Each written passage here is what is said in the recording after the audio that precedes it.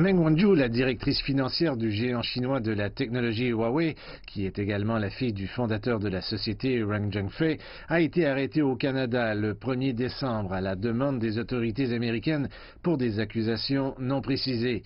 Une audience sur la libération sous caution est attendue vendredi. Le gouvernement de la ville de Shenzhen, dans le sud de la Chine, a également rejoint les appels en faveur de sa libération.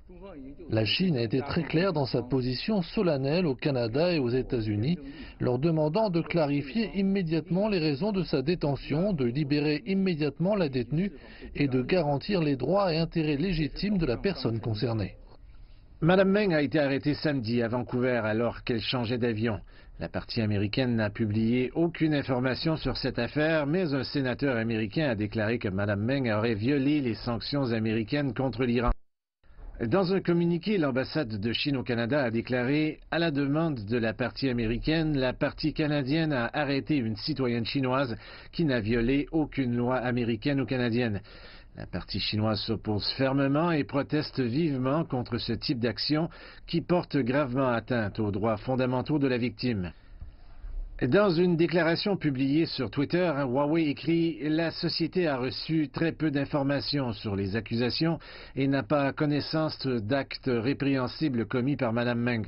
Huawei se conforme à toutes les lois et réglementations en vigueur, y compris les lois et réglementations en vigueur en matière de contrôle des exportations et de sanctions de l'ONU, des États-Unis et de l'Union européenne. » Huawei est l'un des plus grands fabricants de téléphones mobiles au monde et est un pionnier des produits mobiles 5G, notamment un téléphone capable de piloter une voiture. Mais les États-Unis et d'autres pays ont bloqué l'utilisation des produits Huawei pour des raisons de sécurité.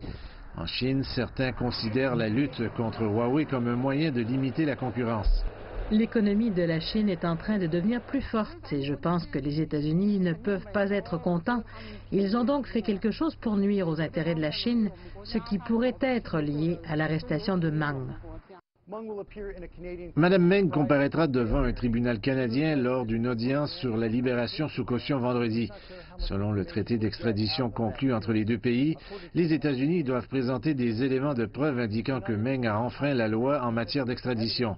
Madame Meng a demandé et obtenu une interdiction de publication dans l'affaire, ce qui signifie que l'on ne sait pas clairement ce qui pourra être révélé à l'audience de vendredi.